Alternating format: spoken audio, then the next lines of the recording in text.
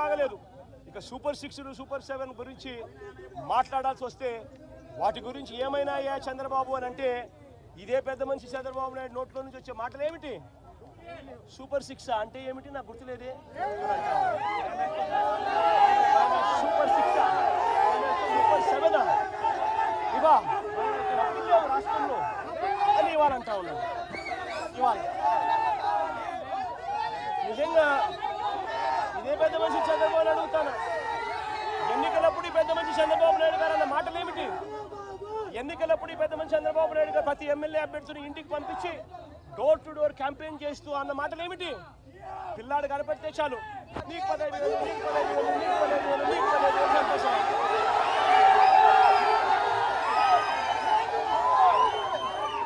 ఇంట్లో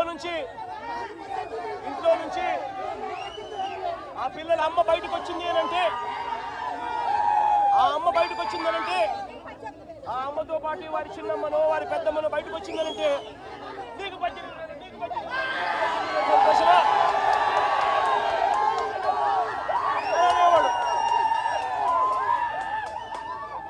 ఇంట్లో నుంచి 50 ఏళ్ళ పైచిలుకు ఉన్న మహిళ బయటకు వస్తే చాలు.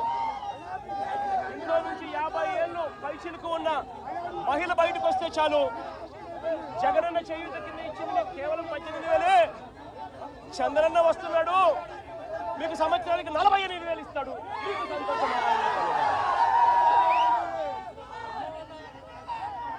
ఇదే చేద్దాం చంద్రబాబు నాయుడు. ఇంట్లో నుంచి ఒక 20 ఏళ్ళ పిల్లాడు బయటకు వస్తే చాలు, చంద్రన్న వస్తున్నాడు, మీకు నెలకు 3,000. సంతోషమా నీకు అని అనేవాడు. ఇంట్లో నుంచి కండువా వేసుకొని రైతు బయటకు వస్తే మీకు 20,000. సంతోషమా?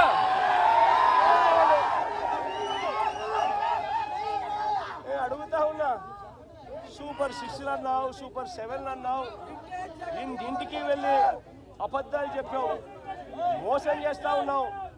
మోసంలో నుంచి కోపం పుడతా ఉంది.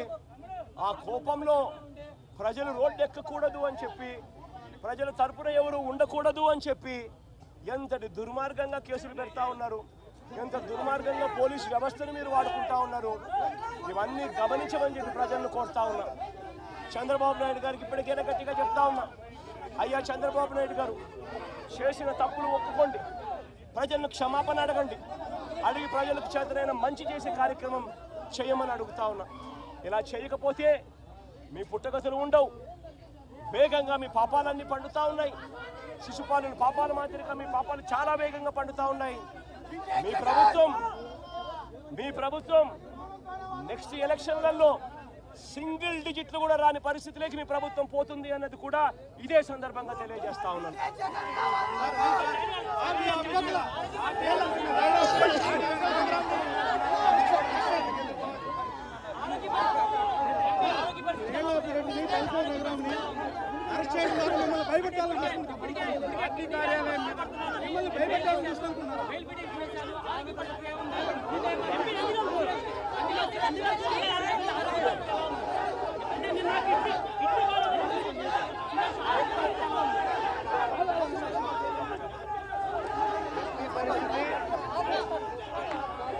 ఆరోగ్యపరంగా నేను అడగలేదు,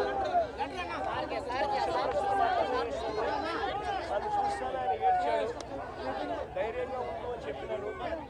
తన భార్య కూడా నాతో పాటు వచ్చింది కాబట్టి ఆ తర్వాత టాపిక్ పిల్లల చదువులు, ధైర్యంగా ఎదుర్కోవాల్సిన సమస్యల మీద దాని మీద మాట్లాడడం జరిగింది. కానీ నాకు ఇది తగ్గలేదు.